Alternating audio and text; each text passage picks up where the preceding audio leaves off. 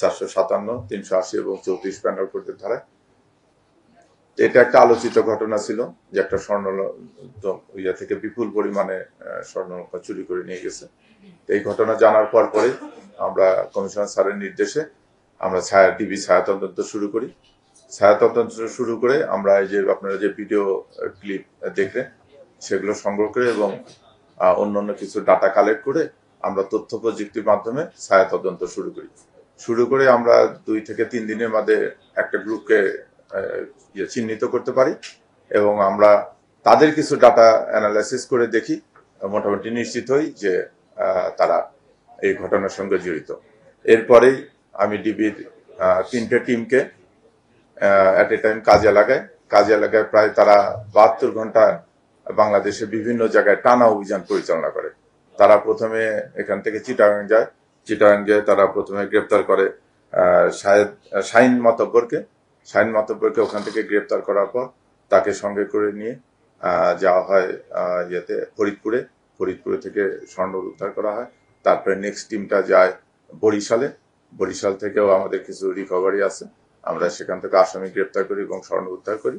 তারপরে ওখান থেকে ঢাকা আসা হয়, ঢাকা এসে আমরা গ্রেপ্তার করি নুরুল ইসলাম নামে, যে এই ঘটনার এখানকার কোঅর্ডিনেটর হিসেবে কাজ করছে। সে রেখি কাজ করাছে তার মোটরসাইকেল দিয়ে এবং এই ঘটনা শেষে তাদেরকে এখান থেকে নিয়ে ভাঙ্গা হয়ে ফরিদপুর পর্যন্ত তাদেরকে নামায় দিয়ে আসে এবং তার কাছ থেকেও আমরা স্বর্ণালঙ্কার এবং এই টাকা 1,77,000 স্বর্ণ বিক্রির টাকা 1,77,200 টাকা এবং স্বর্ণালঙ্কার উদ্ধার করি। এই ঘটনায় আমরা মোট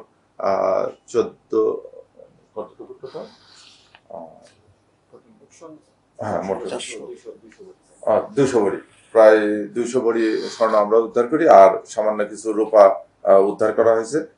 এটাও ওই চুরির ওই এখান থেকে উদ্ধার করছে।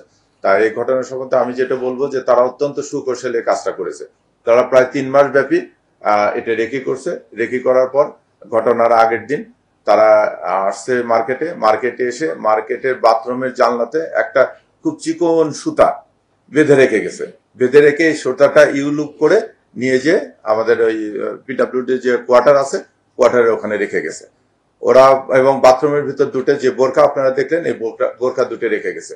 রাত্রে এসে ওই সুতের মাথায় রশি বাঁধছে, বেজে টেনে রশিটা উপরে তুলে রশিটা গিট্টু দিয়ে এই রশি দিয়ে তারা এই উঠে গ্রিল কেটে তারপরে মার্কেটের ভিতরে ঢুকছে।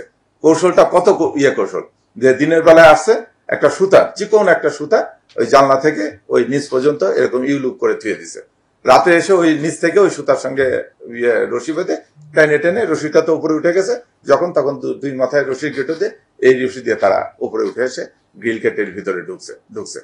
তা আমি মানে পরম করুণাময়ের কাছে জানাই যে এরকম একটা চাঞ্চল্যকর ঘটনা ডিবি খুব কম সময়ের ভিতর, আপনারা জানেন 8 দিনের ভিতর আমরা এই রহস্য উদ্ঘাটন করতে পারছি। এতে সবার সহযোগিতা ছিল। আমরা যে ডিস্ট্রিক্টে গেছি সেখান থেকে আমরা থানা পুলিশেরও সহযোগিতা নিয়েছি। আর এই চোর সম্বন্ধে যদি বলি, এরা পেশাদার ক্রিমিনাল। এরা কিন্তু 2001 সালে কর্ণফুলী 2021 সালে কর্ণফুলী মার্কেটে একটা ঘটনা ঘটেছিল, সেই ঘটনায় কিন্তু এই 2 জন আসামি সরাসরি জড়িত ছিল। তারা ওই ঘটনা থেকে গ্রেপ্তার হয়েছিল, তারা জামিনে এসে আবার তারা এই কাজ শুরু করছে।